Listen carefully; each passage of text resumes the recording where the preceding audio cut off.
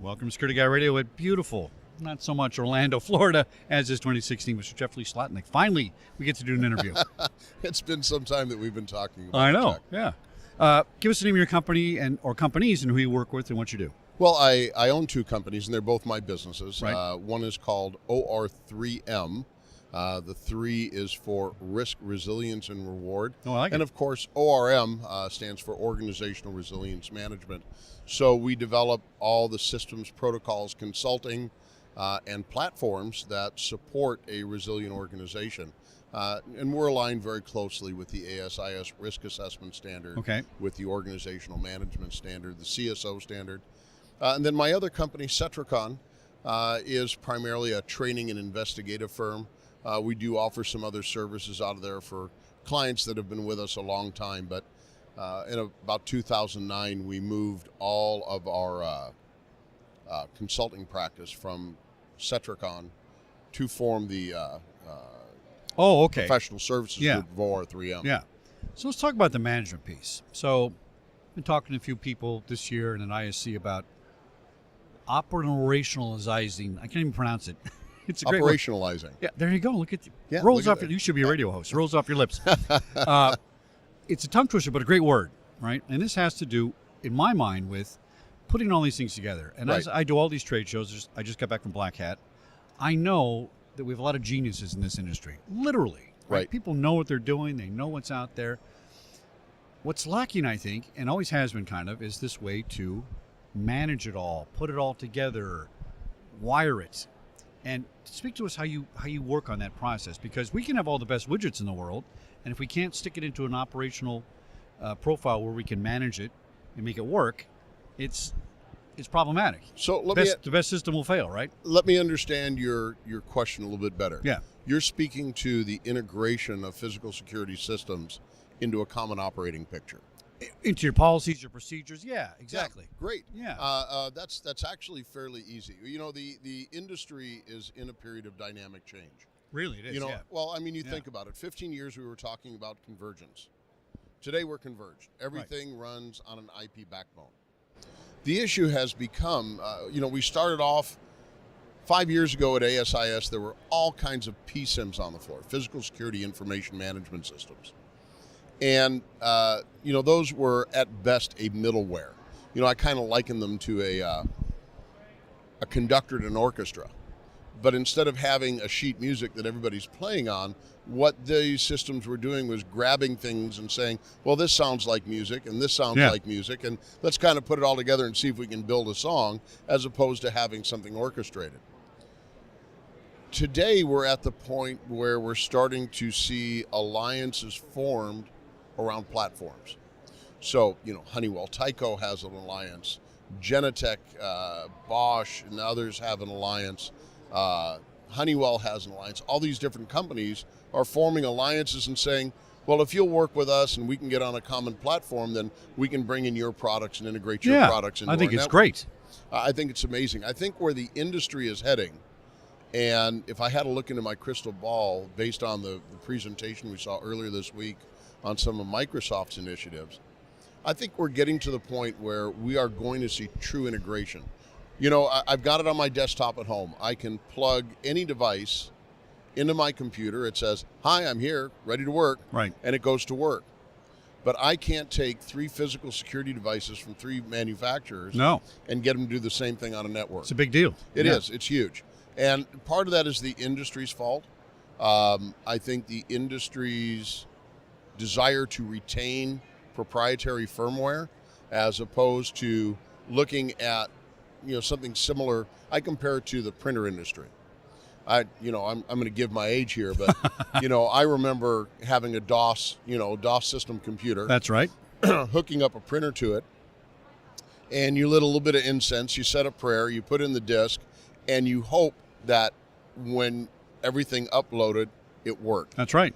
My Cume Daisy wheel worked. My HP laser didn't. Right. Yeah. Yeah. And what it ended up being is you either spent a lot of time on the phone with tech support, or you had to wait for Microsoft to update their software to be able to accept the machine, or the machine producing company had to produce software that made it work, and give you the proper driver so that everything went together well.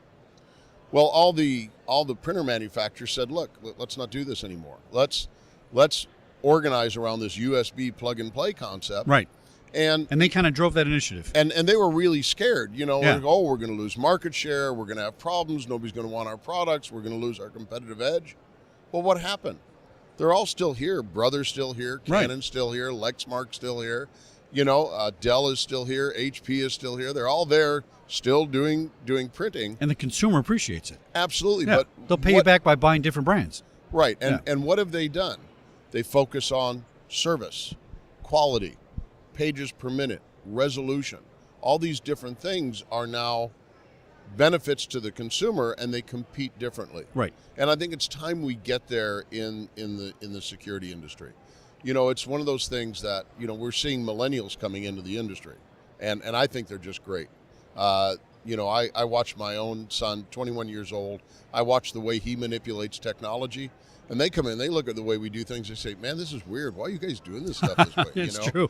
Because they're used to to operating on an iPad, a cell phone, an Xbox One, all these different multimodal forms of communication, and they do just fine with it, and we still haven't learned that lesson. Now, is it a completely bad thing that we have proprietary firmware or BIOS on things, so the hackers can't just completely, once they get into everything? I mean, there's both sides of that argument. Well, let's look at that from the Microsoft perspective. You got 66,000 people that use, businesses that use Microsoft products. When they determine a vulnerability, you've got a fix out that evening or that morning. Right. I don't know how you watch. I'm using Office 365 Enterprise now on the cloud. I use it, yeah. And my stuff updates overnight at a time when I'm not using my machine, and so I'm not having to deal with those vulnerabilities. Does it mean it can't happen? It's possible, but when you're organized around a common language, then it becomes very easy to identify what those potential vulnerabilities Well, that's a good, are. that's a good point. Yeah, that's right. Because now we're all speaking the same language, and Right. one attack against me is attack against everybody. Right. In a way, yeah, that makes a lot of sense. Now, when you take all this stuff, let's say we're going to get there. We're going to Right. get there. Where it's everybody, I plug in my Tech or Honeywell, I plug in my Sony computer or my Panasonic, everything's going to work. Let's bring it down to the lowest common operating person, which might be the minimum wage guard. Are we Right. getting to a point in the industry where this stuff is now able to be operated by them with some degree of efficiency or competency? Oh, Because it was so difficult before with, when I had a checkpoint system 15 years ago trying to get a guard to open a door and stuff, it was very complicated. Well, it's funny. We've developed our own technology in-house, and there's others just like it. But we have a guard force management tool that runs on a Microsoft backbone, and we use an app that's a web-based app that literally it runs off their phone, and it takes all the data from their phone. Off their own phone. So, yeah, Oh, well, all right. it would be one that was issued by the Okay, business. yeah. But we have the ability to locate them by GPS. So when there's pre-configured action, so I'm walking my beat and I need to do a door check. I stand in front of the door, I check the door, and I press a button, an icon on my web app, door check. Well, it records the date, time, temperature, and my GPS location, and takes all that data, which I can now plot on a map, or I can put into a report or build a report from it. Beats the heck out of the old, what was the big thing with the key? What was that called? Right, The- block bumping. The thing you carried around your waist. Oh gosh, yes, Put a yeah, key the in old, it, yeah. That's way back. Old school. So I mean, it's not just that, but for trespassing or I need assistance or duress. They have a button for duress or active shooter, whatever their situation happens to be. We've even, based on some of the industry research we've done, we also have like maintenance functions. So when I'm walking my patrol and I happen to see a light burn out, all I have to do is press the app and identify it. It generates a maintenance report for the maintenance department the next morning, so they know to go out and fix it. I had 5,000 smoke detectors in the network center. Right. And hundreds of fire extinguishers. Requirement, right? So the guards had to check those things. Right. People said, that's not a safety function. I said, absolutely, it's a security safety function. Sure. Right? Not just the fire guy. So we all participated in it. What are your clients most concerned about? Do you have a theme going this year about clients just saying, you know what? I'm worried about shooters now. I'm worried about cyber. What's going on? Well, it's a couple things. One is the potential vulnerability of physical security systems. That's one thing that my clients are speaking a lot about. The other is critical communication. We've got all these devices, we've got all these informatics, but how do you take, especially like in an active shooter event, you've got communication at the top for your threat management team, crisis management team. You have communication at the bottom for the people that you have to evacuate or lock down or whatever it is that you're going to do. And then you have lateral communication where you have to be able to communicate with your industry, with your partners, your local law enforcement, EMS personnel, and those other first responders. Communication needs to be clear. It needs to be the right communication at the right time. And a lot of my clients are concerned about that. They don't, some of them, do I send out a text? Do I do group calling on cell phones? Oh, concerned about the format too. Okay. The format as well as the quality. Message, yeah. So it's, in fact, I did a presentation here at the show this week titled Critical Communications. It was an integrator session in the Solutions Theater. And that was the whole crux of the discussion is, what do we need to do to make things viable so that people can communicate up and down and get the response there? Because when you're in an active shooter situation, when the emergency is going on, you're dealing with somebody dying every 15 seconds. Right. That's from the International Association of Chiefs of Police.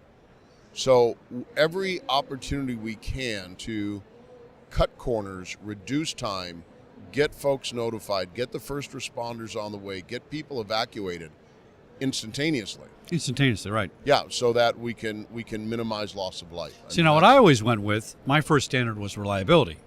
Right. And if I had to trade reliability with ease of use, it was a difficult balance because it has to be up and running. Well, I came from a live broadcast facility, right? You can't have any mistakes in a live broadcast facility. No. So I kind of thought, texting seemed to be the most reliable because that didn't interfere with my broadcasting signals and things like that. So I had some early texting programs, but short, not as much information. On the other hand, concise to your point, because it's clear. We don't have to go blah, blah, blah, blah, blah. We go shoot in the building, move away from this area, or whatever, whatever you need for directional things like that. But also multimodal communications. Hit several platforms all at the same time. And go down, right. So then the most reliable and go like this down to the least reliable, but if it works and you're great. Yeah. And then sometimes too much information can be not good either, right? It can be. But, the other thing too, and to your point, is having a trained response before the event occurs. Right. So not only do we need the technology, we need to have the people that know how to use the technology, have been trained in the process, and that the people that are being communicated with know exactly what they have to do. Now, are you finding your clients are coming back on that? When I go out and do active shooter training, great feedback. They send it not just to security departments, but they send in their regular employees. They love it. I don't get the follow-up. I don't get, let's do it next year again. They think one time we're good, we don't have to learn it again. I think it needs to be like, yearly, quarterly, something like that. Well, it goes back to emergency preparedness. It really what it is, whatever the incident is. You have to have a plan. You have to have a plan that's been socialized. It has to be practiced. And, you look at something simple that we all relate to, like fire alarms. We all know what to do. We learned in school. That's right. We'll never forget it. Age 5, what to do when the fire alarm sounds. Close all the windows, close the door on your way out, grab your buddy, and go. Little things like that. If you see somebody that catches fire, what do we do? Drop, cover, roll. Right. I mean, it's these things have been ingrained. We need to get that way with all responses within an enterprise, whatever the threats are to that enterprise, and have a practice plan. This is what resiliency is about. It's about considering these things ahead of time, doing that all hazards, risk, threat, and vulnerability assessment that identifies all those issues, and then creating the systems, processes, procedures, and responses to address those issues that minimize impact on people and property. Jeffrey Slotnick, always interesting to speak to you. I'm glad it's not a cocktail party this time. Thank you, yeah. I'm glad we're actually on camera. Thanks for coming on the show. Give us your websites. www.or3m.com and www.setricon, RACON like Nancy Right. .com. All right, Jeffrey Slotnick, thanks again. Thanks for coming on the show.